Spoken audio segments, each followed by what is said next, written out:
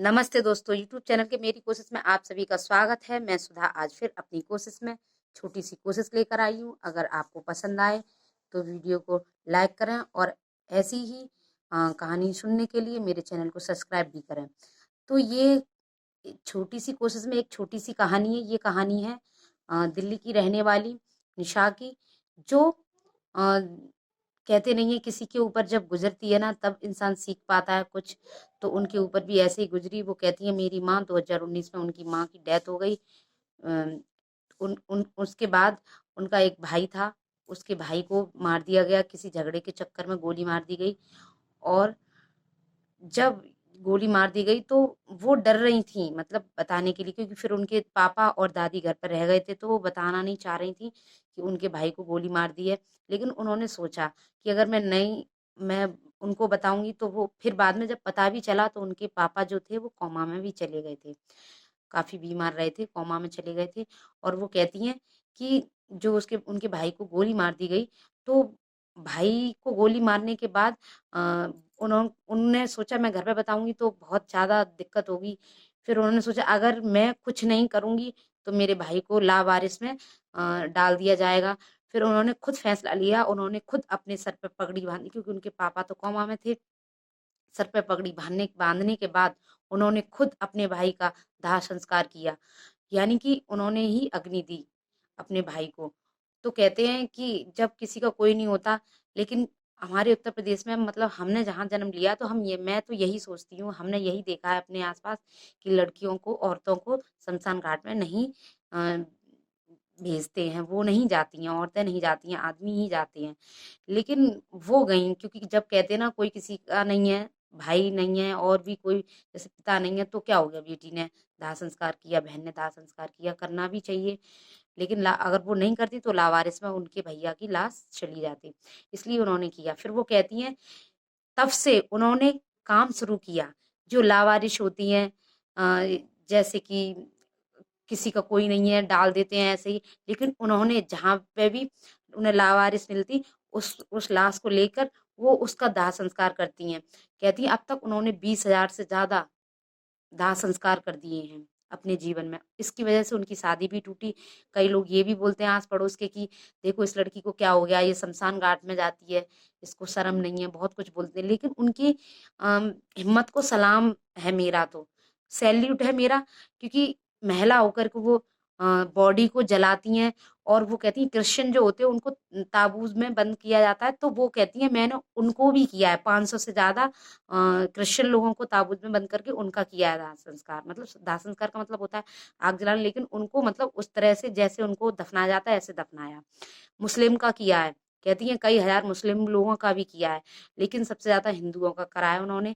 और वो कहती है कि मुझे डर नहीं लगता। मैं सोचती हूँ, मैं कभी शमशान घाट में होती तो मैं ये नहीं सोचती कि मैं अकेली हूँ, मैं सोचती हूँ मेरे साथ भोले बाबा हैं, भोलेनाथ है, यानी शिव जी। कभी भी कहते नहीं है डर लगे तो आप भगवान, क्योंकि हम हिंदू लोग तो भगवान पे ही विश्वास करते हैं, तो कहीं ना कहीं शक्ति सी लगती है।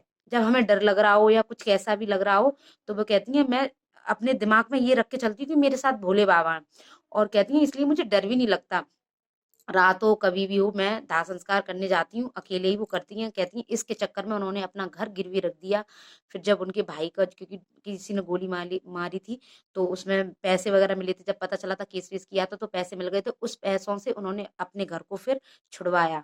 और कहती हैं जो अब उनका जो साथ देता है उनकी दादी है, उनकी दादी को पेंशन मिलती है, कभी भी उनकी जॉब रही होगी उनके दादू की, गवर्नमेंट। तो कहती हैं उन पैसों, उनको जो पैसे मिलते हैं, 20,000 पता नहीं कितने मिलते हैं, बताती हैं वो, उन पैसों से अब वो दाह संस्कार करती हैं, सेवा में लगा रही हैं।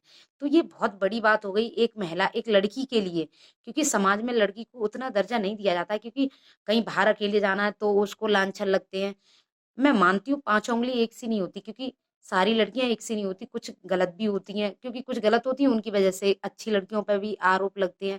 लेकिन जो अच्छे हैं उनका भी तो अच्छाइयां देखनी चाहिए।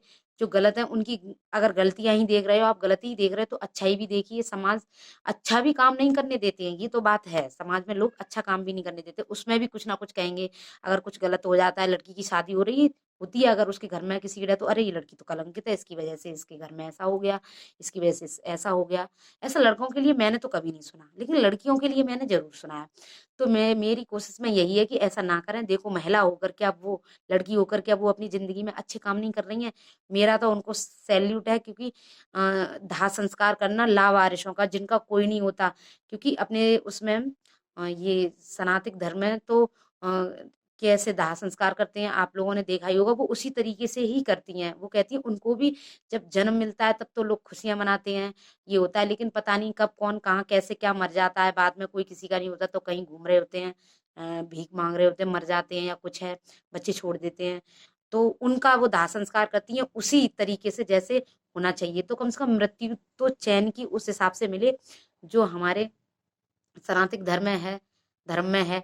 तो ये कहानी मुझको बहुत, मेरे दिल को बहुत छू गई, तो मैंने सोचा आप तक मेरी कोशिश में आपको मैं बताना चाहूँ। मुझे बहुत अच्छा लगा। उनके लिए सैल्यूट है कि वो ऐसा काम कर रही हैं। वो दिल्ली की रहने वाली हैं, दिल्ली में ही करती हैं, उनका नाम निशा है। तो और बहुत अच्छा लगा। और मेरी कोशिश यही है कि अगर वो काम ऐसा कर रही हैं तो समाज को उनको ऐसा नहीं कहना चाहिए। उनके आस पड़ोसी भी कहते हैं, रिश्तेदार भी कहते हैं, वो कहती है मैं किसी की परवाह नहीं करती, मैं काम करती हूँ। क्योंकि उन्होंने जब उनके भाई की डेथ हो गई तो जलाया था, तो जो वो राख नहीं होती, जलने के बाद जो राख बन जाए, उस राख को गरम गरम, इतनी वो विचलित हो गई थी, अपनी बॉडी पे लपेट लिया था उन्होंने। और कह रही थी वो, मुझको जो झटका लगा ना, मैंने सोचा अगर नहीं करती अपने भाई का दाह संस्कार तो मेरा भाई लावारिस में जाता, पता नहीं क्या होता उसका।